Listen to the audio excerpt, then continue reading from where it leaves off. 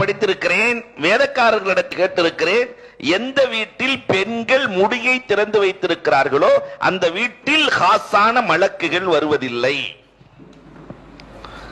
இன்னைக்கு நமக்கு பக்கத்தில் இருக்கிற மாநில கேரளாவில் அவ்வளவு பரக்கத்து. காரணம் என்ன தெரியுமா? அவர்கள் எந்த நேரத்திலும் முடியை திறப்பதில்லை. ஒரு மேல போடக்கூடிய ஒரு கவர் இருக்கும். பரக்கத்தை கண்கூடாக காணுகிறோம். இப்ப முடி என்பது அவுரத். அன்னை கதீஜா தருகிற அற்புத பாடம் முடி அவுரத். இனி வாழ்நாளில் நாம் முடியை மறைத்து வாழ வேண்டும். பெருமானார் ஸல்லல்லாஹு அலைஹி வஸல்லம் இரண்டாவதாக மனமுடித்தது சௌதார் ரலியல்லாஹு தஆலா. சௌதார் ரலியல்லாஹுவுக்கு விட்டு கொடுக்கும் மனம் அதிகம். தன்னுடைய நாளை ஒவ்வொரு நாளும் ரசூல் ஒரு மனைவியிடத்தில் இருப்பார்கள். தன்னுடைய நாளை ஆயிஷா ரலியல்லாஹுவுக்கு விட்டு கொடுக்கிறார்கள் என்றால் மிகப்பெரிய மனம். இந்த விட்டு கொடுக்கும் மனப்பான்மை யாருக்கு இருக்கிறதோ அவர்கள் வாழ்க்கையில் தோற்பதில்லை.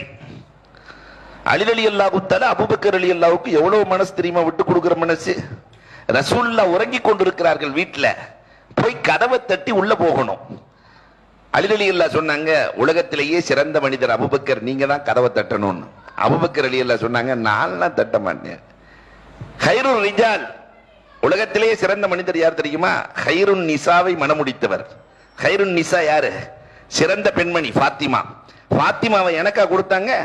அலியே உங்களுக்கு தான் கொடுத்தாங்க. உலகத்துல சிறந்த மனிதர் நீங்க தான் கதவை தட்டணும்.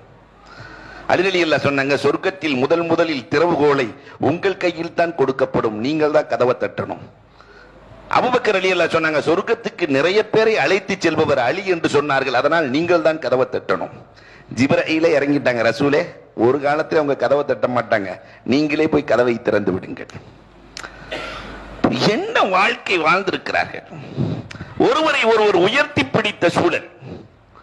நம்மை விட அவர்கள் உயர்ந்தவர்கள், விட்டுக் கொடுக்கும் மனதோடு வாழ வேண்டும் என்ற அந்த அற்புத சூழல் சவுதாவுக்கு இருந்ததை போல குடும்பத்திற்குள் இருக்கிற பெண்களாக இருக்கிற குறிப்பாக மருமகள்மார்களுக்கு வர வேண்டும்.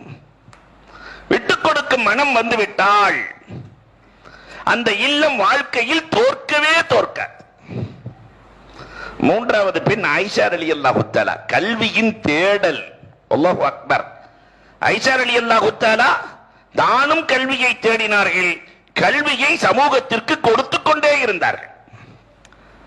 ஏறத்தாழ 73 வயதிலே ஆயிஷா ரலியல்லாஹு வஃபாத் ஆகிறார்கள். 73 வயது வரை ஆயிஷா ரலியல்லாஹு சஹாபாக்களுக்கு கல்வியை போதித்தார்கள். தானும் ரசூலிடத்திலிருந்து மார்க்கத்தை தேடிக்கொண்டே இருந்தார்கள்.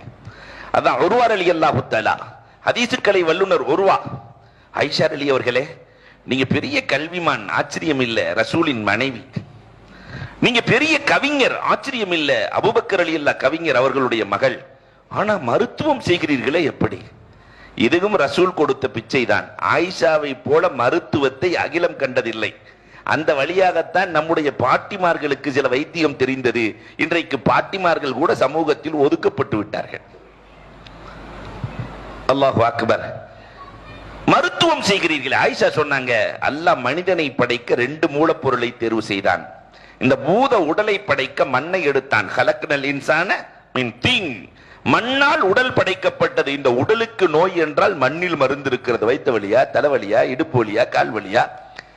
இந்த உடல் இயங்குவதற்கு அல்லாஹ் சொல்லுகிறான், நஃபக்து ஃபீஹி மின் ரூஹி, என் ரூஹை ஊதினேன் என்கிறான் அல்லாஹ். அல்லாஹ்வுடைய ரூஹ் உள்ள போனதுனாலதான் இவன் ஆடுற ஆட்டம் படாத பாடு எல்லாத்தையும் படுத்தி வச்சிருவான். காரணம் நஃபக்து ஃபீஹி மின் ரூஹி என்கிறான் அல்லாஹ். இந்த ரூஹுக்கு நோய் என்றால், மனதுக்கு நோய் என்றால் மண்ணிலே மருந்தில்லை. அலா பிதிக்ரில்லாஹி தத்மஇன்னல் குலூப். திக்ரிலேயும் திலாவத்திலேயும் தொழுகையிலும் தான் மருந்து இருக்கிறது. அதனால் இதை வைத்து நான் மருத்துவம் செய்கிறேன் என்றார்கள் ஆயிஷா சித்திகா. இந்த கல்வியின் தேடல். ஆனா நிறைய பெண்களுக்கு கல்யாணம் முடிச்சு கொடுத்துட்ட தேடல் முடிஞ்சு போயிடுச்சு. பிள்ளைய வளர்க்கிறது, அதை செய்யறது, சோறாக்குறது, இதுலயே வாழ்க்கை ஓடுகிறதே தவிர தேடல் குறைந்து விடுகிறது. தேடலுக்கு ஒரு ஆயிஷா. 4வது ஹப்சா. அல்லாஹு அக்பர். வாழ்நாள் முழுக்க குர்ஆன் ஓதுகிற, 7 நாளைக்கு ஒரு குர்ஆன் முடித்து வருகிறார்கள். வாழ்க்கை முழுக்க ஹப்சா ரலியல்லாஹு தஆலா. பெருமானாரினுடைய பிரதிகள் உஸ்மான் ரலியல்லாஹுடைய காலத்திலே 6 பிரதிகள் எடுக்கப்பட்டது, 6 நாடுகளுக்கு அனுப்பப்பட்டது. உஸ்மான் ரலியல்லாஹுவினுடைய பிரதி கடைசி வரை யாரிடத்தில் தான் இருந்தது? ஹப்சா. உலகத்தில் முதல் ஹாஃபில் பெண்மணி யார் என்றால் ஹப்ஸா ரலியல்லாஹு தஆலா. உலகத்தில் முதலில் குர்ஆனை முடித்த பெண்மணி. ஆனா இன்னைக்கு பெண்களே, நாம் குர்ஆன் ஓதுகிறோமா? கொஞ்சம் யோசிக்க வேண்டும். நம்முடைய முன்னோர்கள் எப்படி இருந்தாங்க? காலையிலும் மாலையிலும் எல்லா நேரங்களிலும் குர்ஆனோடு தொடர்பு. குர்ஆன் ஓதினார்கள், யாசீன் ஓதினார்கள், வாக்கியா ஓதினார்கள். அதெல்லாம் இன்றைக்கு காணாமல் போனது. குர்ஆன் ஓதினால் இஜ்தமஅத் அலைஹில் மலாயிகா தனக்கபத் அன்ஹு ஷயாத்தீன். மலக்குகள் வந்து விடுவார்கள், சைத்தான் போய்டுவான். நம்ம ரொம்ப தூரம்லாம் போக தேவையில்லை. ஒரு 40 வருஷத்துக்கு முன்னாடி ஒருத்தர் சம்பாதிப்பார். அண்ணன் தம்பி 9 பேர் உட்கார்ந்து சந்தோஷமா இருந்தாங்க. ஒருத்தர் சம்பாத்தியத்துல குர்ஆன் இருந்தது, தொழுகை இருந்தது, திக்ர் இருந்தது, எல்லாம் இருந்தது. இன்னைக்கு 2 பேர் 1 லட்சம் ரூபாய் பத்தல. நிம்மதி இல்லை, சந்தோஷம் இல்லை. ஏன்? குர்ஆன் இல்ல, திக்ர் இல்ல, திலாவத் இல்ல. அதனால் அத்தனை கஷ்டம். அதனால அன்புக்குரியவர்களே, குர்ஆன் ஓதுவதில் ஹப்ஸா ரலியல்லாஹுவை உதாரணமாக எடுக்க வேண்டும். வாரத்திற்கு ஒரு குர்ஆன், நாம ஒரு மாசத்துக்காவது ஒரு குர்ஆன் முடிக்க வேண்டுமா இல்லையா? அல்லாஹு அக்பர். 5வதாக உம்மு ஸலமா ரலியல்லாஹு தஆலா. இந்த உலகத்திற்கு பெருமானார் சொன்ன மந்திர ஹதீசுகள், மந்திர சொற்கள், நிறைய தஸ்பீஹாத்துகள், நிறைய திக்ர்கள், அதுக்கார்கள் அத்தனையும் கொடுத்தது உம்மு ஸலமா. ஒரு நாள் உம்மு ஸலமா ரலியல்லாஹு உட்கார்ந்து ஓதிட்டு இருக்கிறாங்க. ரசூலுல்லாஹ் தொழுகைக்கு வர்றாங்க, லுஹர் தொழுகைக்கு. உம்மு ஸலமா ஓதிக்கிட்டே இருக்கிறாங்க. அஸருக்கு வர்றாங்க, ஓதிக்கிட்டே இருக்கிறாங்க. ரசூலுல்லாஹ் பார்த்து சிரிச்சிட்டு போயிட்டாங்க. மக்ரிபுக்கு வந்தாலும் ஓதிக்கிட்டே இருக்கிறாங்க. இஷாவுக்கு வந்தாலும், பொம்பளைகளுக்கு ஆர்வம் வந்தா மொத்தமா வந்துடும், போயிருச்சுனாலும் மொத்தமா போயிடும். இங்க வந்திருக்கிற பெண்கள் உங்களை சொல்லல, நீங்கெல்லாம் அவுலியாக்கள். நான் ஊருக்கு போகணுமா, வீட்டுக்கு போகணுமா இல்லையா? அன்புக்குரியவர்களே, தொடர்ந்து ஓதுவதை பார்த்து விட்டு பெருமானார் ஆனந்தத்தில் சொன்னார்கள், உம்மு ஸலமா, நான் ஒரு தஸ்பீகை சொல்லட்டுமா? அதை ஒரு தடவை சொன்னால் மலக்குகளால் அதன் நன்மையை எழுத முடியாது அம்மா. அவ்வளவு அதிக நன்மையை கொடுக்கிற தஸ்பீகை சொல்லட்டுமா?